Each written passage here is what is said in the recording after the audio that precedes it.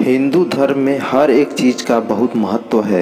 इसमें हर काम विधि विधान और शास्त्रों में बताए गए नियमों का पालन करके किया जाता है। ऐसा माना जाता है कि अगर कोई भी कार्य नियमों का पालन करते हुए नहीं किया जाता है तो कहीं न कहीं कोई न कोई परेशानी लगी रहती है। इसलिए शास्त्रों को हिंदू धर्म में विशेष महत्व प्रदान किया गया है। मनुष्य के जीवन में शास्त्रों का बहुत अधिक महत्व होता है। शास्त्रों में बहुत सारी ऐसी बातें लिखी हैं जो कहीं न कहीं सीधे हमारे जीवन से जुड़ी होती हैं। शास्त्रों में लिखी इन बातों का प्रभाव भी हमारे जीवन पर बहुत ज़्यादा पड़ता है। अक्सर क्या होता है कि हम शास्त्रों में जो बातें लिखी गई हैं उन्हें जानते तो हैं लेकिन उन्हें समझते नहीं हैं। बहुत से लोग हैं जिन्हें शास्त्रों में लिखी गई बातों के बारे में पता तो है लेकिन उसका क्या परिणाम होता है ये उन्हें नहीं पता होता। शास्त्रों में इस बात का वर्णन किया गया है कि रात के समय नाखून नहीं काटने चाहिए, भोजन हमेशा जमीन पर बैठकर ही करना चाहिए। ये सारी बातें मनुष्य के जीवन को बहुत अधिक प्रभावित करती हैं। इसी में मनुष्य के 16 संस्कारों का भी वर्णन किया गया है जिसमें अंतिम संस्कार आखिरी संस्कार होता है। अंतिम संस्कार को लेकर भी बहुत सारे नियम हैं।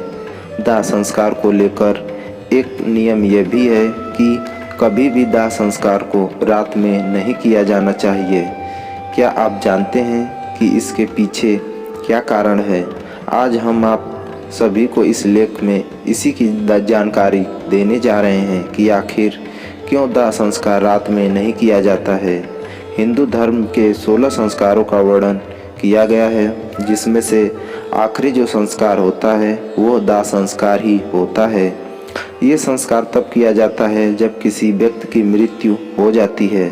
इस अनुष्ठान को पूर्ण करने के लिए कुछ विशेष नियम बताए गए हैं और इनका पालन अवश्य ही किया जाना चाहिए।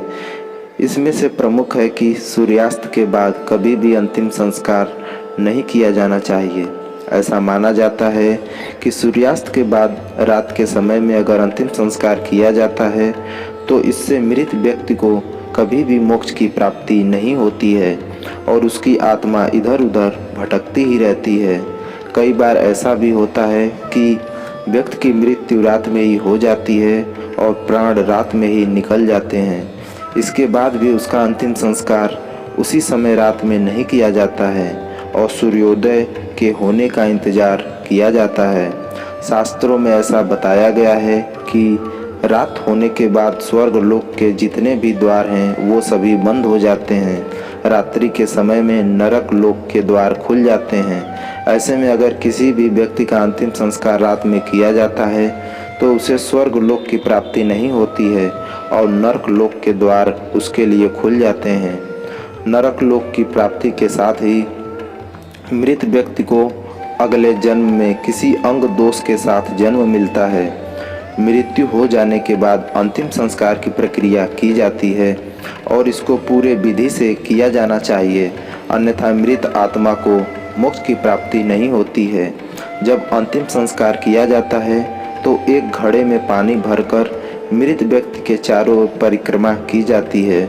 इसके बाद उस पानी के घड़े को फोड़ दिया जाता है। ऐसा इसलिए किया जाता है क्योंकि शास्त्रों में इसकी बहुत मान्यता है। ऐसा माना जाता है कि ऐसा करने से आत्मा का जो अपने शरीर के प्रति लगाव होता है वो खत्म हो जाता है और फिर उसे मुक्ति मिल जाती है। जब मृत्यु शैया पर मृत शरीर को रखा जाता है तो उस समय परिक्रमा करने के साथ ही व्यक्ति के जीवन की कहानी भी सुनाई जाती है। जो घड़ा लेकर मृत शरीर की परिक्रमा की जाती है उसे मनुष्य माना जाता है। वहीं घड़े में जो जल होता है उसे व्यक्ति का समय माना जाता है। घड़े में एक छेद होता है जिसमें से जल बाहर आता रहता है। जैसे जैसे घड़े का पानी कम होता जाता है वैसे वैसे व्यक्ति की उम्र भी घटती रहती है। फिर अंत में जब घड़े को तोड़ दिया जाता है तो इससे ये दर्शाया जाता है कि अब व्यक्ति का जीवन समाप्त हो चुका है और शरीर में वास करने वाली आत्मा का अंत हो चुका है। यही कारण है कि रात के समय में अंतिम संस्कार की प्रक्रिया नहीं की जाती है। यदि ऊपर बताए गए नियमों का पालन नहीं किया जाता है तो ऐसा माना जाता है कि आत्मा को मुक्ति नहीं मिल पाती है और मोक्ष की प्राप्ति नहीं होती है।